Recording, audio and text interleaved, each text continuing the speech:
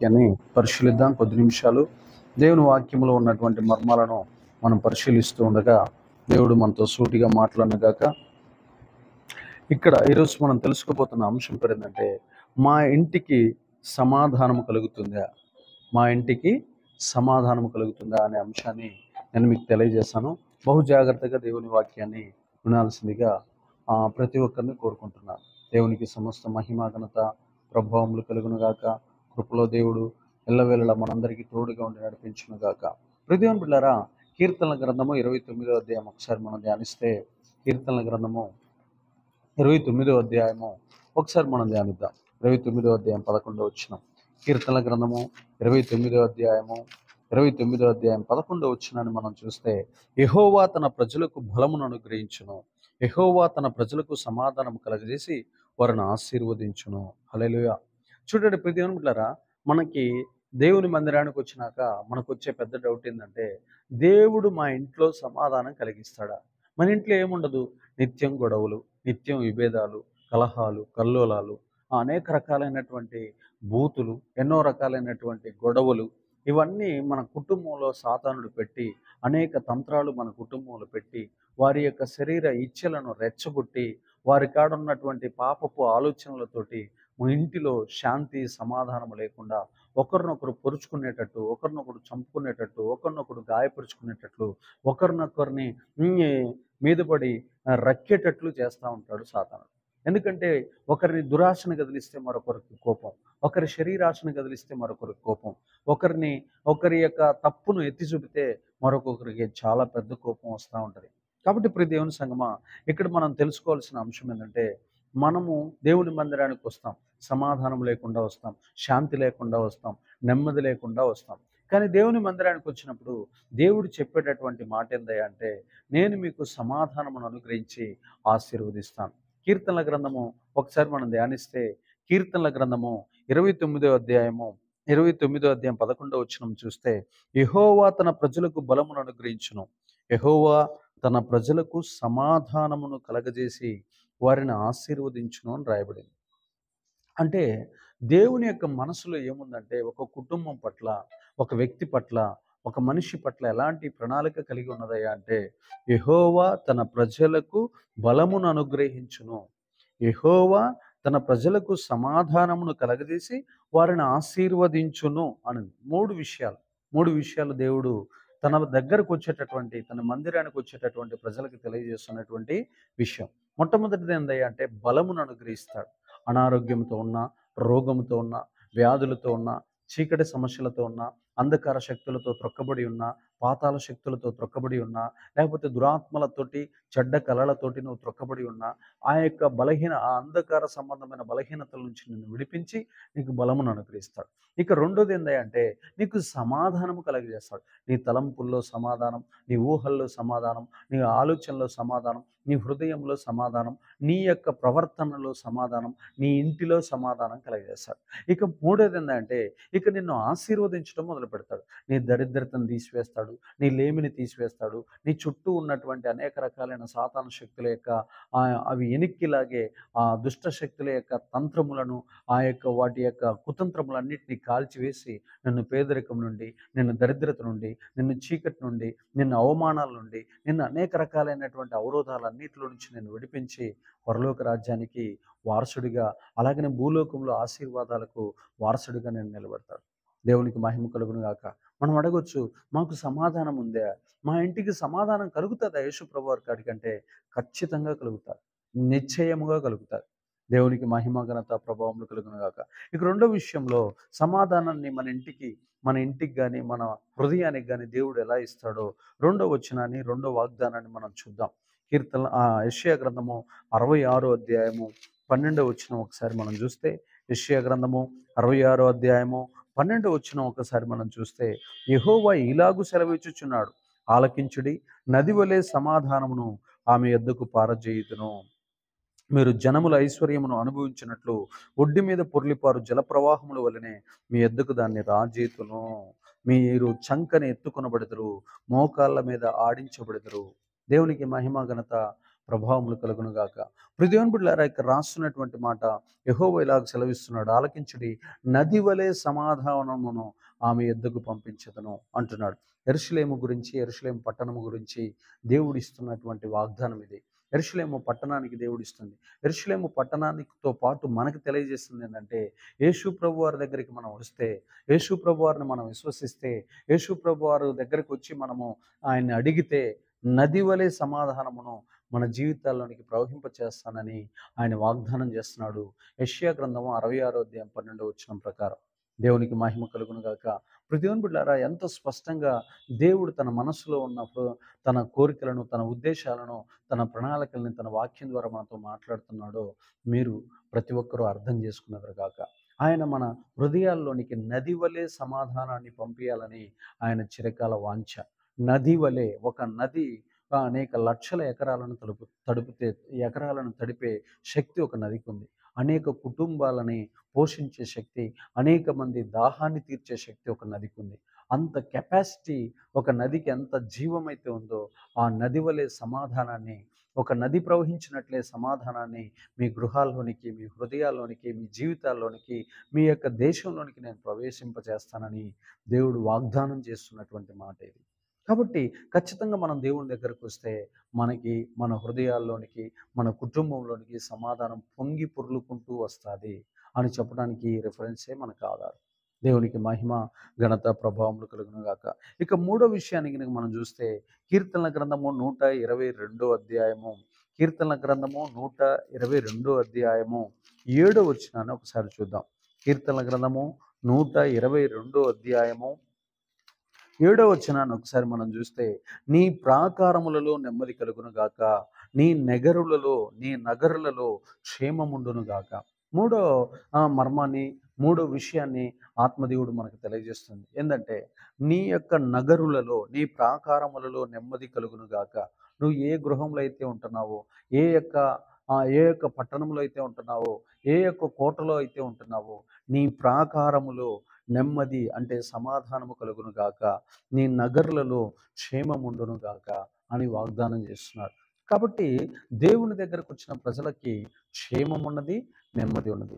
దేవుణ్ణి వెంబడిస్తున్న ప్రజలని అలా కాపాడుతూ, వారికి అలాంటి క్షేమాన్ని ఇస్తూ, వారిని సంరక్షిస్తూ, వారికి నెమ్మది కలగజేస్తూ, వారిని పరిపాలిస్తూ, వారిని నడిపిస్తూ, వారిని అభిషేకిస్తూ, వారిని ఆశీర్వదిస్తూ, వారికి జీవాన్ని కలగజేస్తూ, వారిని అభివృద్ధిలోనికి నడిపిస్తూ పరలోకం చేర్చటమే తండ్రి అయిన దేవుని యొక్క చిత్తం, కుమారుని యొక్క సంకల్పం, ఆ పరిశుద్ధాత్మ దేవుని యొక్క ప్రణాళిక అయినది.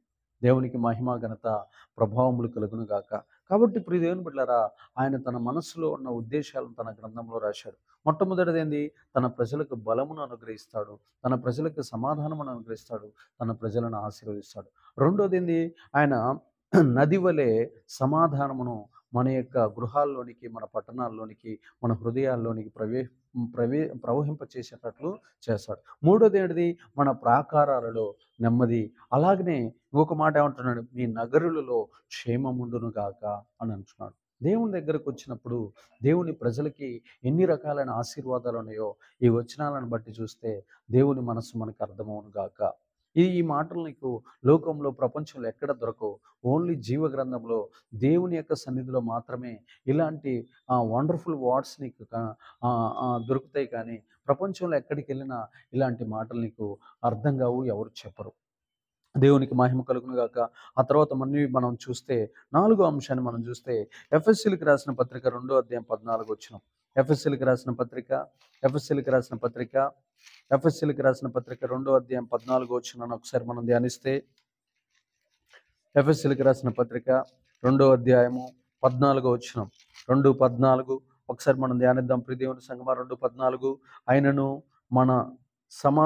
ఆయన మన సమాధానమై ఉండి మీకును మాకును ఉండిన ద్వేషమును, అనగా విధి రూపకమైన ఆజ్ఞలు గల ధర్మశాస్త్రమును తన శరీరమందు కొట్టివేయడం చేత మధ్య గోడను పడగొట్టి మన ఉభయులను ఏకము చేసెను. దేవునికి మహిమ, ఘనత, ప్రభావములు కలుగును గాక. ప్రియ దేవుని బిడ్డలారా, యూదులకి మనకి చాలా తారతమ్య భేదాలు ఉన్నాయి. అయితే వారు మేము చాలా గొప్పోళ్ళం, మీరు చాలా తక్కువ వాళ్ళు, మీరు అన్యులు, మేము చాలా దేవుని పిల్లలము అన్నట్లు ఫీల్ అవుతూ ఉంటారు. అయితే యేసు ప్రభువారు ఆ యూదుల కాడ ఉన్న గర్వాన్ని విరిచివేసి ఈ అన్యుల కాడ ఉన్నటువంటి హీనత్వాన్ని తీసివేసి ఉభయులను ఏ ధర్మశాస్త్రం వల్ల అయితే మేము గొప్పలం అని చెప్పుకుంటున్నారో ఆ ధర్మశాస్త్రాన్ని కొట్టివేసి నా దృష్టిలో యూదులు అన్యజనులు ఇద్దరూ సమానమేనని చెప్పి యేసు ప్రభువారు తన సిలువ మ్రాను మీద ఆ ధర్మశాస్త్రాన్ని ఆ ఆ ధర్మశాస్త్రాన్ని ఆ ఏం చేశాడంటే తన శరీరమందు కొట్టివేయడు చేత మన ఆ యూదుల మధ్య మన మధ్య ఉన్న అడ్డుగోడను పడగొట్టి ఏం చేశాడంటే మన ఉభయులను ఏకము చేశాడు. యూదులను అన్యులను ఇద్దరిని కూడా ఏకము చేసినట్లు యేసుప్రభువారు చేసినట్లు ఇక్కడ ఎఫెసీయులకు రాసిన పత్రిక 2 అధ్యాయం 14 ద్వారా ఎంతో స్పష్టంగా మనకు అర్థమవుతుంది. అయితే ఇక్కడ ఒక మాట అంటున్నాడు, ఆయన మన సమాధానమై ఉండి మీకును మాకును మధ్య ఉండిన ద్వేషమును అనగా విధి రూపకమైన ఆజ్ఞలు గల ధర్మశాస్త్రమును తన శరీరమందు కొట్టివేయడు చేత చేత మధ్య గోడను పడగొట్టి మన ఉభయులను ఏకము చేశాం. ఆయన యొక్క సమాధానము చూడండి, ఆయన మన సమాధానమై ఉన్నాడు. మనకు ఆయన యేసు ప్రభువారు మనకు సమాధానమై ఉన్నాడు. ఎక్కడికైనా వెళ్ళండి మీరు, యేసు ప్రభువారు నమ్ముకున్న ప్రజలు సమాధానం కలిగి ఉంటారు. యేసు ప్రభువారిని విశ్వసించిన ప్రజలు నెమ్మది కలిగి ఉంటారు. యేసు ప్రభువారిని వెంబడిస్తున్నటువంటి ప్రజలు పీస్ఫుల్గా ఆ యొక్క సమాధానానికి నిలయాలుగా కనబడుతూ ఎవరికి హాని చేయక సమాజానికి కానీ ప్రపంచానికి కానీ తోటి వారికి కానీ పొరుగు వారికి కానీ ఇరుగు పొరుగు వారికి కానీ తన ఇంటి వారికి కానీ ఎలాంటి నష్టము చేయకుండా క్రీస్తు మన హృదయాల్లోకి ఎప్పుడైతే వస్తాడో ఆయన మనకు సమాధానమై ఉన్నాడు కాబట్టి, ఆయన మన లోపలే ఉంటాడు కాబట్టి మనల్ని సమాధానకరమైన వ్యక్తులుగా తీర్చిదిద్ది స్థిరపరుస్తాడు. దేవునికి మహిమ కలుగును గాక. ఎవరెవరి మధ్య విద్వేషాలున్నా, ఏ మతానికి ఏ రాష్ట్రానికి ఏ దేశానికి మరొక దేశానికి ఎక్కడెక్కడైతే ద్వేషం ఉందో ఆ ద్వేషాన్ని చల్లార్చి వారి మధ్య ఉన్న గోడలు పగలగొట్టి ఆ ఉభయులను ఏకం చేయటమే క్రీస్తు యేసు మనకిచ్చిన సమాధానమైనదని ఈ వచనం ద్వారా మనకు అర్థమవుతుంది. అక్కడ చాలామంది మందిరానికి వచ్చిన వాళ్ళు కూడా మాట్లాడుకోకుండా ఉంటారు. వారి మధ్య కూడా కపటము, ద్వేషము, పగ, అసూయ పనిచేస్తూ ఉంటుంది. లేకపోతే క్రైస్తవేతరులకి మధ్య ద్వేషం ఉంటుంది. ఇతర మతస్థులకి మధ్య విభేదాలు, ద్వేషాలు ఉంటాయి. అలాగనే యూదులకి క్రైస్తవులకి మధ్య విభేదాలు, ద్వేషాలు ఉన్నాయి. వాటన్నిటిని క్రీస్తు యేసు మనకు సమాధానమై ఉండి ఎవరెవరి మధ్య ద్వేషము, పగ, అసూయ ఉందో వాటిని పగలగొట్టి ధర్మశాస్త్ర సంబంధమైన క్రియలను ఆయన తన శరీరమందు పగలగొట్టి ఆ గోడను పడగొట్టి మన ఉభయులను ఎవరెవరి మధ్య అయితే అసూయ, పగ, ద్వేషం ఉన్నదో ఆ ఉభయులను ఏకము చేశాడు అని ఈ వచనం ద్వారా మనకు అర్థమవుతుంది. అందుకని ప్రియ దేవుని సంఘంలోకి వెళ్ళినప్పుడు కానీ, సమాజంలో కానీ, గ్రామంలో కానీ, పట్టణంలో కానీ, రాష్ట్రంలో కానీ, దేశంలో కానీ, ప్రపంచంలో కానీ ఎవరెవరి మధ్య విభేదాలు, ఎవరి మధ్య ద్వేషాలు రగులుతున్నాయో వాటన్నిటినీ చల్లార్చి వారి మధ్య ఉన్నటువంటి ద్వేషాన్ని తీసివేసి వారిని ఉభయులుగా చేయటమే క్రీస్తు సమాధానమైనదని ఈ వచనం ద్వారా మనం గ్రహించదము గాక. అలాగా ప్రతి ఒక్కరిని ఐక్యపరచటమే క్రీస్తు యేసు యొక్క అంతిమ లక్ష్యమైనది. అలాగనే రోమిలకు రాసిన పత్రిక 8 అధ్యాయం 6 ఒకసారి మనం ధ్యానిస్తే, రోమిలకు రాసిన పత్రిక 8 అధ్యాయం 6 ఒకసారి చూస్తే, శరీరానుసారమైన మనసు మరణము, ఆత్మానుసారమైన మనసు జీవమును సమాధానమునైనది. చూడండి, శరీరానుసారమైన మనస్సు అంటే శరీర సంబంధమైన కోరికలు, తాగుదాం, వ్యభిచారం చేద్దాం, అబద్ధం ఆడదాం, మోసం చేద్దాం, దోపిడీ చేద్దాం, దొంగతనాలు చేద్దాం, కబ్జాలు చేద్దాం, ఇతరులకు హాని చేద్దాం. ఇది శరీరానుసారమైన మనసు. నా స్వార్థం, నా ఇష్టం, నా సొంత నీతి, నేను చాలా భక్తుణ్ణి, నేను చాలా గొప్పోణ్ణి, మాది చాలా పెద్ద కులం, మాది చాలా పెద్ద, మేము గొప్ప అధికారులం, మేము సింహాసనం, మేము రాజులం. ఇలాంటిది శరీరానుసారమైన మనసు. ఈ శరీరానుసారమైన మనసు ఇతరులను గాయపరుస్తుంది, ఇతరులకు వేదన కలిగిస్తుంది, ఇతరులను అనేక రకాలుగా హింసిస్తుంది. కాబట్టి ఇక్కడ మనం తెలుసుకోవాల్సిన అంశం ఏంటంటే, ఈ శరీరానుసారమైన మనస్సు మరణాన్ని కలిగిస్తుంది. అయితే ఆత్మానుసారమైనటువంటి మనస్సు జీవమును సమాధానమునైనదని రోమీలకి పత్రిక రాస్తున్న పౌలు గారు ఎంతో మర్మగర్భంగా ఈ వచనాన్ని మనకు తెలియజేస్తున్నారు. ఈ శరీరానుసారమైన మనసు కలిగిన వారు ఎప్పుడు కులాన్ని గురించి మాట్లాడతారు, జాతిని గురించి మాట్లాడుతూ ఉంటారు, డబ్బును గురించి మాట్లాడుతూ ఉంటారు, తిండిని గురించి, వస్త్రాల గురించి మాట్లాడుతూ ఉంటారు, కట్నాల గురించి మాట్లాడుతూ ఉంటారు, తర్వాత డబ్బును గురించి, బంగారం గురించి, హోదా గురించి మాట్లాడుతూ ఉంటారు. అందరూ మనుషులు సమానమే, కానీ వారి స్టేటస్ని బట్టి కింద ఉన్నాలని అణిచివేస్తూ ఉంటారు, త్రొక్కివేస్తూ ఉంటారు. దీనివల్ల ఏమొస్తుందంటే శరీరానుసారమైనటువంటి మనస్సు మరణాన్ని తీసుకొని వస్తుంది వాళ్ళ దగ్గరికి. అయ్యో, వాళ్ళు ఎప్పుడు చచ్చిపోతారు, వారు ఎందుకు ఇట్లా మమ్మల్ని బాధపెడుతున్నారని చాలామంది ఏడుస్తారు. ఆ ఏడుపు వల్ల ఇలాంటి దుర్మార్గులు మధ్యలోనే చచ్చిపోతారు, మరణమవుతారు. అయితే ఆత్మానుసారమైన మనస్సు, నీ రంగు తక్కువైనా, నీ చూపు తక్కువైనా, నీకు జ్ఞానం లేకపోయినా, లేకపోతే నీకు వివేకం లేకపోయినా, నీకు పెద్ద క్యాస్ట్ లేకపోయినా, నీకు డబ్బు లేకపోయినా, ఈ ఆత్మానుసారమైన మనసు కలిగిన వారికి దేవుడిచ్చే 2 ఆశీర్వాదాలు ఏంటంటే, ఒకటి ఒకటక్కడ జీవమునిస్తున్నాడు. జీవమును అంటే ఆయుష్ను పొడిగిస్తున్నాడు. ఆ! 60 సంవత్సరాలు, 70 సంవత్సరాలు, 80 సంవత్సరాలు, 100 సంవత్సరాల ఆయుష్ పొడిగిస్తాడు. ఆ తర్వాత సమాధానమునిస్తాడు. అందుకని మనము ఎప్పుడు దేన్ని కోరుకోవాలంటే ఆత్మానుసారమైన మనసు కలిగిన వారమే ఉండాలి. ఆత్మానుసారమైన మనసు ఎవరైతే కలిగి ఉంటారో వారికి జీవమునిస్తాడు, సమాధానమునిస్తాడు అని ఎంతో క్లియర్‌గా అక్కడ పౌలు గారు రోమీయులకు పత్రిక రాస్తూ తెలియజేస్తున్నట్లు మనం ఈ వచనంలో చూస్తున్నాం. దేవునికి మహిమ, ఘనత, ప్రభావములు కలుగును గాక. రోమీయులకు రాసిన పత్రిక 15వ అధ్యాయము, రోమీయులకు రాసిన పత్రిక 15వ అధ్యాయము 13వ వచనాన్ని ఒకసారి మనం ధ్యానిస్తే అక్కడ మరొక మాట రాయబడింది. కాగా మీరు పరిశుద్ధాత్మ శక్తి పొంది విస్తారంగా నిరీక్షణ గలవారొకటుకు నిరీక్షణకర్తయగు దేవుడు విశ్వాసము ద్వారా సమస్త ఆనందముతోనూ సమాధానముతోనూ మిమ్మల్ని నింపునుగాక. దేవునికి మహిమ, ఘనత, ప్రభావములు కలుగునుగాక. నిరీక్షణకర్తయగు దేవుడు విశ్వాసము ద్వారా సమస్త ఆనందముతోనూ సమాధానముతోనూ మిమ్మును నింపునుగాక. మన ఇంటికి సమాధానం ఉందా అని మీరు నన్ను అడగొచ్చు. మీరు యేసు ప్రభువారి యందు విశ్వాసం ఉంచితే నీ ఇంటికి సమస్త ఆనందముతో పాటు సమాధానం కలగజేస్తాడని ఈ రోమీయులకు రాసిన పత్రిక 15వ అధ్యాయము 13వ వచనం ద్వారా మనతో సూటిగా మాట్లాడుతున్నాడు దేవుడు. కాబట్టి ఇక్కడ రాస్తున్న మాట ఏంటంటే, నువ్వు ప్రభువు దగ్గరకు వస్తే, పరిశుద్ధాత్మను పొందుకుంటే, ప్రభువు మీద విశ్వాసం ఉంచితే నీకు 2 రకాలైన వరములు ఇస్తున్నాడు. ఒకటి సమస్త ఆనందమునిస్తున్నాడు. సమస్త ఆనందమునిస్తున్నాడు. రెండోది సమాధానం ఇస్తాను. నా యందు విశ్వాసం ఉంచితే చాలు.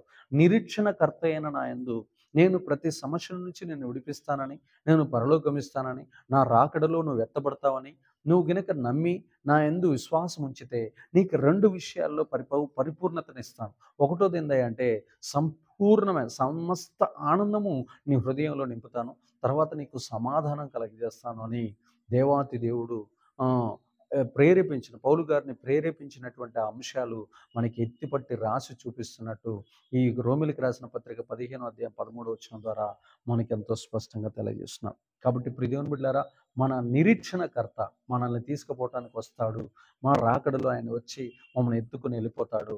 ఖచ్చితంగా మేము ఆయన యందు విశ్వాసం ఉంచితే మాకు మరణం అనేది ఉండదు. మేము ఖచ్చితంగా ఎత్తబడతాము. మేము పరలోకానికి వారసులం అవుతాము. యుగ యుగాలు ఆయనతో గడుపుతాము. అందుకనే ఈ లోకంలో ప్రభువు వచ్చేంత వరకు శ్రమలు, ఇరుకులు, ఇబ్బందులు, వేదనలు, అవమానాలు, కష్టాలు, నిందలు, ఈ లోకాధికారి అయిన సాతాను మా మీద ఎన్నో అగ్నిబాణాలు వేస్తాడు. వాటన్నిటిని మేము తట్టుకుంటాము. ఎందుకంటే నిరీక్షణకర్త అయిన దేవుడు ఏదో ఒక రోజు వస్తాడు, సమయం ఆసన్నమైనప్పుడు మమ్మల్ని తీసుకెళ్ళడానికి వస్తాడు అని నువ్వు ఆయన మీద విశ్వాసం ఉంచి తప్పిపోకుండా, క్రైస్తవ్యం నుంచి తొలగిపోకుండా, క్రీస్తు మార్గంలో నడుచుకుంటూ ముందుకెళుతూ సహవాసంలో నిలిచినప్పుడు దేవాతి దేవుడు నీకు 2 విషయాల్లో సంపూర్ణతనిస్తాడు. ఒకటి సమస్త ఆనందముతో నిన్ను నింపుతాడు. రెండోది నిన్ను సమాధానముతో నింపుతానని వాక్యములో ఉన్న వాగ్దానాల ద్వారా మనతో మాట్లాడుతున్నాడు. దేవునికి మహిమ, ఘనత, ప్రభావములు కలుగునుగాక. 1 కొరింథీయులకు రాసిన పత్రిక 7వ అధ్యాయం 15వ వచనం చూస్తే అక్కడ కూడా మరొక మాట రాయబడింది. 7:15 ఒకసారి చూస్తే 7:15 అయితే అవిశ్వాసి అయిన వాడు ఎడబాయవచ్చును. అట్టి సందర్భంలో సహోదరునికైనను నిర్బంధం లేదు. సమాధానముగా ఉండుటికే దేవుడు మనల్ని పిలిచి ఉన్నాడు. ఆమేన్. దేవునికి మహిమ, ఘనత, ప్రభావములు కలుగునుగాక.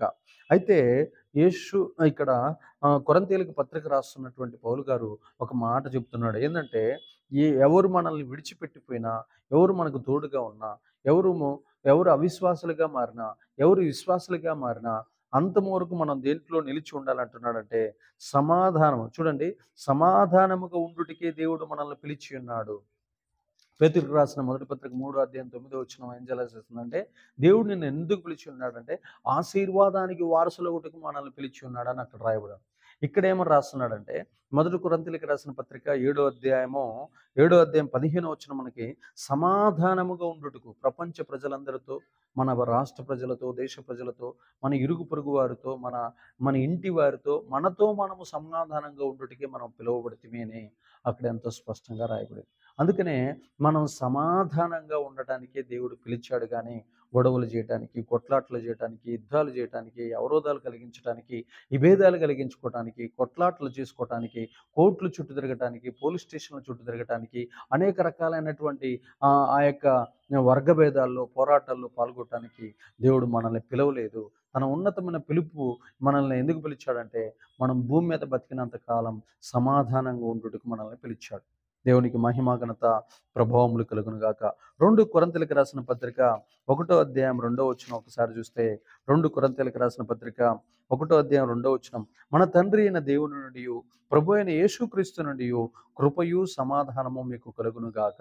ఆమేన్. దేవునికి మహిమ ఘనత ప్రభావం. తండ్రి అయిన దేవుడి నుండి కృప, అలాగనే క్రీస్తు యేసు నుండి సమాధానం కలుగుతుందని కొరింథీయులకు పత్రిక రాస్తూ తెలియజేస్తున్నాడు పౌలు గారు. కాబట్టి కృప, సమాధానము, కృప ఏమో తండ్రి యొద్ద నుండి, సమాధానమేమో క్రీస్తు యొద్ద నుండి వస్తున్నట్లు, వారి ఇద్దరి దగ్గర నుంచి కృపా సమాధానములు మన దగ్గరికి వస్తున్నట్లు, సమాధానము ఆయన దగ్గరకు వచ్చిన ప్రతి ఇంటికి ఉన్నట్లు ఇక్కడ 2 కొరింథీయులకు రాసిన పత్రిక 1 అధ్యాయం 2 పౌలు గారు మనకి ఎంతో స్పష్టంగా తెలియజేస్తున్నాడు. కాబట్టి ప్రియ దేవుని జనాంగమా, మరలా నీకు తెలియజేస్తున్నాను, నువ్వు గుర్తుపెట్టుకోవాల్సింది ఏంటంటే, ప్రభువు దగ్గరికి నువ్వు వస్తే ఈ లేఖనాల ద్వారా, ఈ వచనాల ద్వారా, ఈ యొక్క ఉపదేశం ద్వారా నువ్వు తెలుసుకోవాల్సింది ఏంటంటే, నువ్వు ప్రభువు దగ్గరికి వస్తే చాలు.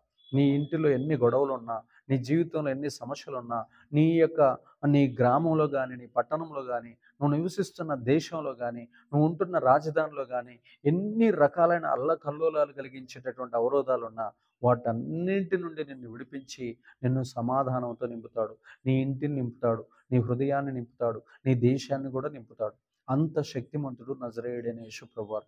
కాబట్టి ఇక్కడి నుంచైనా ఆయన యొక్క హృదయంలో ఉన్నటువంటి ఆ సమాధానాన్ని కలిగించే ఆ మర్మాలు మనం గ్రహించి, ఆయన మనసులో ఉన్న ఉద్దేశాలు మనం తెలుసుకొని సమాధాన జీవితం జీవిస్తూ దేవుని యందు ఆనందిస్తూ ముందుకు సాగదము గాక. దేవుడి ఈ మాటలను దీవించి స్థిరపరచు వర్ధిల్లింప చేయను గాక. ఆమేన్.